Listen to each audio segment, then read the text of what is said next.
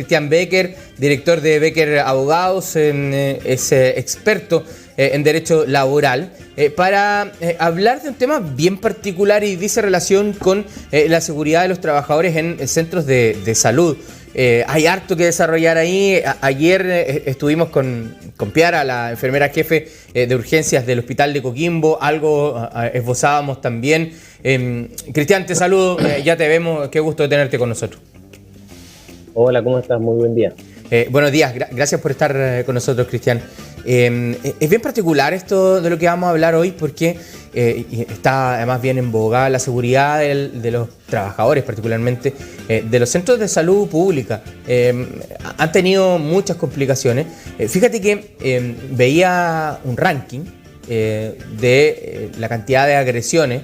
Evidentemente la mayoría se concentran en la región metropolitana, pero acá en nuestra región de Coquimbo, la comuna con más agresiones a funcionarios de la salud pública es Coquimbo, cerca de 50 si la memoria no me traiciona, y es la que lidera este triste ranking. Y este tipo de agresiones son bien frecuentes. ¿Qué se puede hacer? ¿Qué dice la ley? ¿Están protegidos los funcionarios de centros de salud? Mira, aquí el problema es de siempre, porque sale la ley con estos nombres rimbombantes, prometedores, pero los recursos económicos o el aterrizaje de la ley no está presente. La verdad es que el nombre de la ley ya a uno le produce una cierta calma y seguridad, consultorio seguro. Pero si no están los recursos, en estos tiempos se traducen en detectores de metales, guardias o vigilantes, que la diferencia entre ambos es interesante discutirla, ya que los segundos pueden portar armas de fuego y hacer uso de ellas, los primeros no. Así como un sistema de sanciones que realmente pueda inhibir al sujeto que comete estos delitos. Hay una larga discusión que lamentablemente ya no está en el debate público, que es la pena de muerte. Antiguamente se discutía si era disuasiva o no. Hay países desarrollados como Estados Unidos, Singapur y varios más, o países que crecen al 5% como China, que creen que tiene un efecto disuasivo. Y es difícil que en esos países se abra el debate nuevamente para que se retire, porque la población en general estima que tiene un efecto disuasivo. En Chile ese debate quedó cerrado hace como 30 años, con la abolición de la pena de muerte a fines de los 80, donde se estimó que no tiene efecto disuasivo y en su reemplazo tenemos la pena más intensa de todas, que es la cadena perpetua. Pero en la ley de consultorio seguro no está contemplada esa sanción. O sea, una persona que llega a un CEFAM, clínica, hospital, portando armas de fuego, como hemos visto, esto quedó registrado en video, cualquiera que está escuchando ahora lo puede buscar y lo puede ver, lo que arriesga es un incremento de la pena, que raramente podría llegar a los 5 o 10 años, salvo que haya un resultado de muerte. Pero no contempla la pena de muerte, digo, la pena de cadena perpetua como una sanción. No está ni siquiera esa sanción, que es nuestra máxima sanción, no está contemplada en la ley de consultorio seguro.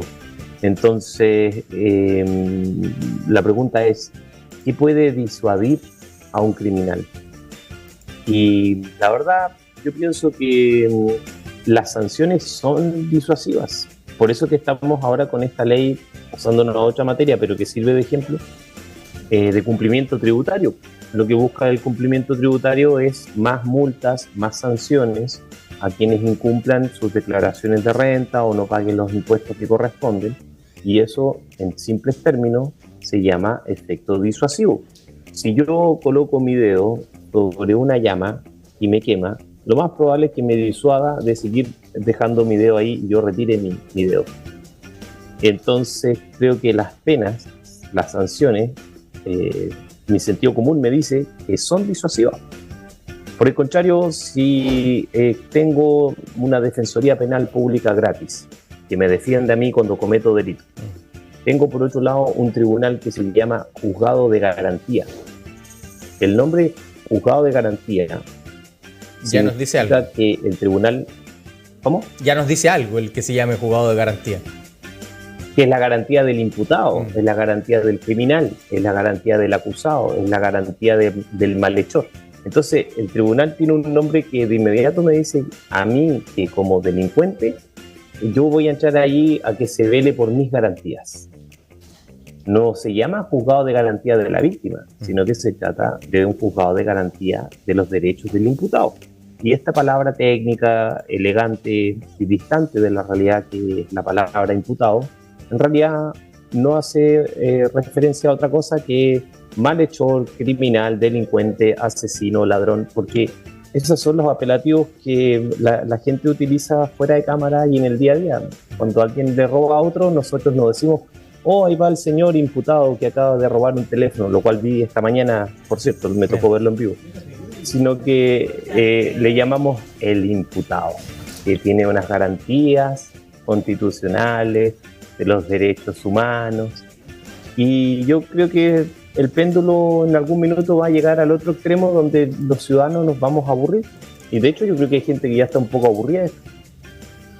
Yo creo que en general la ciudadanía está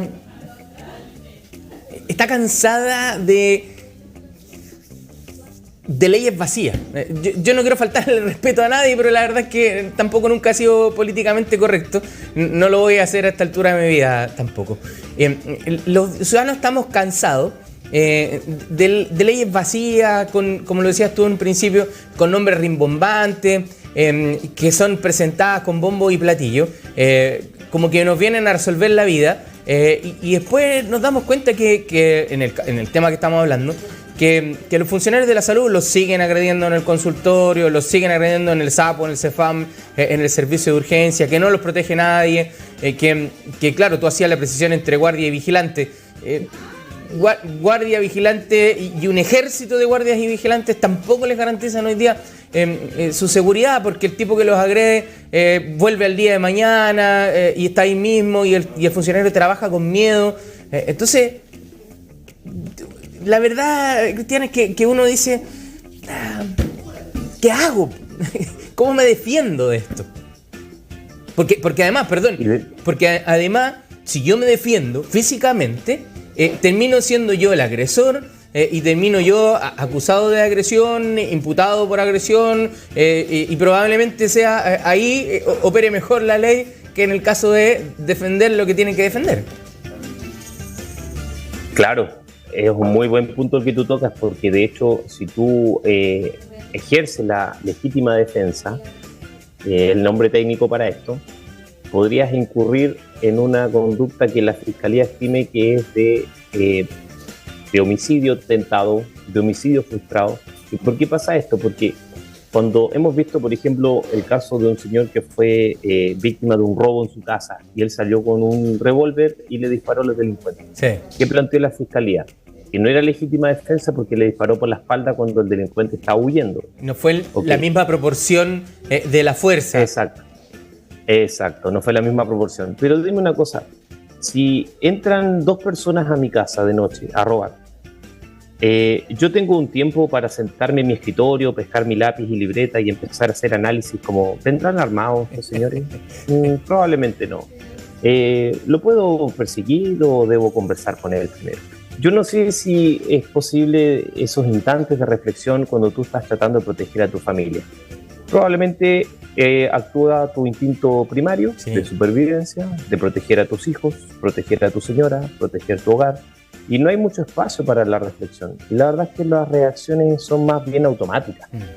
Entonces, que yo le dispare por la espalda o de frente si el tipo está en mi propiedad, la verdad es que son cosas que es imposible reflexionarlas así como estamos conversando tú y yo esta mañana. ¿Te fijas? Entonces, ese tipo de consideraciones deberían estar, pero claro, si uno se defiende, como dices tú, uno se arriesga a este tipo de situaciones. Ahora, yendo al tema del CEFAM y los consultorios y toda esta ley de consultorio seguro, entre comillas, es importante que la audiencia sepa que si usted es trabajador de la salud y en el lugar donde usted trabaja hay estos actos de violencia, entra gente armada, agreden al personal, usted tiene el derecho a faltar a su lugar de trabajo. ¿Por qué? Porque la ley dice que si yo me ausento de mi trabajo, puedo ser despedido solo si es una ausencia injustificada. Pero si están matando gente en el lugar donde yo trabajo y hay un guardia, porque lo que hay hoy día, de acuerdo a la regulación, son guardias, no vigilantes, no pueden portar armas. O, como hemos visto en otros videos, me persiguen en otro vehículo cuando yo me voy al CEFAM para que yo no atienda a los pacientes porque hay un paciente que ellos buscan rematar. Entonces yo tengo una justificación sobrada para faltar al trabajo, porque estoy protegiendo mi vida, mi integridad física, y por lo tanto mi empleador no me puede despedir. Y eso es importante que lo sepan, pero al final perjudica a la comunidad porque no va a llegar ese día la doctora, la TENS, el enfermero, etcétera. Pero es la realidad. Es complejo porque, bien lo dices tú, estamos hablando de personas que prestan un servicio que es fundamental para nuestra sociedad. Entonces, es súper complicado poder decirle, mire, ¿sabe qué? Que un poco lo que tú nos acabas de explicar. Mire, la parte de la ley que le sirve es esta de que si hubo una agresión en su lugar de trabajo, usted quédese en casa hasta que se sienta tranquilo y seguro porque no lo van a poder despedir. Que siento que es casi que la única parte de la ley que le sirve. Entonces, porque además está esto otro, el beneficio social que tiene la presencia de ese funcionario en ese lugar. Y generamos una cadena y un círculo perverso que es re complicado. Claro, pero no queda de otra que verlo así desde el punto de vista laboral, porque hasta que mi empleador, en este caso clínica, porque aplica todo lo que son servicios de salud, ¿cierto? Correcto. No me ofrece garantías mínimas de seguridad, yo no tengo ningún deber de asistir, porque para poder trabajar no solamente necesito que no estén echando gente con armas de fuego, sino que también necesito un ambiente tranquilo. Recordemos que el personal de la salud hace un trabajo que es de una alta concentración. Por ejemplo, si yo suministro a un paciente una cantidad X de morfina, pero estoy estresado porque están baleando afuera, probablemente la dosis de morfina que voy a aplicar es ligeramente superior y eso podría marcar una diferencia entre la vida y la muerte, produciendo, por ejemplo, una taquicardia al paciente que no podía sufrir esa clase de cuadros por el cuadro previo que tenía, causándole la muerte. En fin, las hipótesis son muchas, entonces es un trabajo de alta precisión y eso requiere una cierta calma, una cierta seguridad. Entonces, sin duda que es todo un problema. Cristian, estamos conversando con Cristian Becker, director de Becker Abogados, abogado experto laboral. ¿Cómo es el proceder para los funcionarios de la salud para poder hacer denuncias, para poder de alguna u otra forma hacer que la ley juegue a su favor en casos de agresiones? Claro, mira, el director del servicio de salud, de que se trate, CEFAM, clínica, etcétera, tiene la obligación de hacer la denuncia dentro de 24 horas a la Policía de Investigaciones, Ministerio Público, Carabineros de Chile, Juzgado de Garantía, cualquiera de ellos.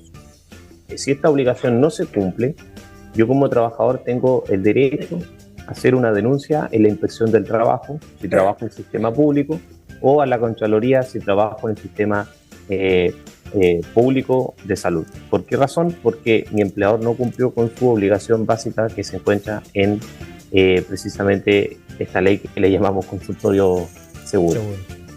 Perfecto. Por tanto, es mi empleador el que está obligado a entregarme esa tranquilidad, esa seguridad. Correcto, él es el que tiene, de acuerdo a esta ley, el deber de hacer esta denuncia. Y hay mucha desinformación también. Es una ley un poco desconocida, no está muy difundida. Entonces igual sería bueno que esto se difunda y por eso que está súper bien el programa que haces tú, porque esto ayuda a conocer que existen algunas herramientas, independiente ya de su eficacia, ya porque esto ya depende de una política de Estado, pero por lo menos existe esta ley y existen estas obligaciones y nosotros estamos precisamente esta tarde estamos difundiéndolo. Sí. ¿Qué pasa si mi empleador no cumple con su obligación de hacer esta denuncia por diversas razones? A ver, te voy a poner una cosa que quizás pueda ser súper ficticia, ¿verdad? Pero yo como director de equipo veo que que uno de mis funcionarios fue agredido o dos de mis funcionarios fueron agredidos. Momento crítico porque en temas de salud todos los momentos son críticos. Digo, ¿sabes qué? Parece que la agresión no fue tan grave, el equipo está bien, tan tranquilo, ya se le prestó la primera atención y contención, no hagamos la denuncia. ¿Por qué? Porque si hago la denuncia, ese funcionario se va a ir para la casa y me va a dejar con dos menos un equipo que se va a ver muy resentido. No hagamos la denuncia. ¿Qué pasa en ese caso? Claro, es algo que siempre va a tener que evaluar la entidad fiscalizadora y el trabajador que va a evaluar si hace o no la denuncia. Digo la entidad fiscalizadora porque en el sistema público es la Contraloría y en el sistema privado de salud es la Inspección del Trabajo. Pero yo siento que estas denuncias siempre tienen que hacerse. ¿Por qué? Porque la autoridad dice que si no cuentan con información no pueden implementar políticas a futuro. Lo mismo que pasa con los robos. La mayoría de las personas no reportan los robos porque hay una gran desconfianza. Lo dice, no lo digo yo, lo dice la encuesta Cadem. Los que están peor evaluados hoy en día son los del Poder Judicial. Entonces, no hay mucha confianza en las instituciones y por eso la gente no hace las denuncias. Lo cual es comprensible, pero desde el punto de vista de las políticas públicas afecta, porque no están los datos para poder fortalecer ciertos sectores, para poder ir mejorando esto que llaman plan cuadrante y poder reforzar las distintas áreas que son importantes poder reforzar, Andrés. Bueno, la idea de la conversación contigo, Cristian, y te quiero agradecer tu tiempo, es que la gente que trabaja en el mundo de la salud y que nos prestan una ayuda impresionante, y de verdad que hay que ser muy agradecido del trabajo que hacen los funcionarios de la salud, muchas veces con pocos recursos, muchas veces sin incluso poder decir que tienen pocos recursos, con recursos limitados, con largas jornadas, en fin. Queremos también decirles que existe una herramienta, buena o mala, a algunos les funcionará mejor, a otros a lo mejor lamentablemente no les funciona, pero que tienen a la mano esta ley consultorio seguro, que de alguna manera y en algún momento los puede cuidar, los puede proteger, y por eso queríamos, Cristian, que nos explicaras un poco de qué se trata, y te agradezco el tiempo que nos has brindado el día de hoy. Vale, muchas gracias a ti, Andrés. Ha sido un placer conversar contigo nuevamente. Muchísimas gracias. Gracias, Cristian. Conversábamos con el abogado experto laboral Cristian Becker, director de Becker Abogados, un poco poniendo el tema de la seguridad del personal de la salud. Yo creo que el tema parte principalmente por el respeto que podamos tener como ciudadanos.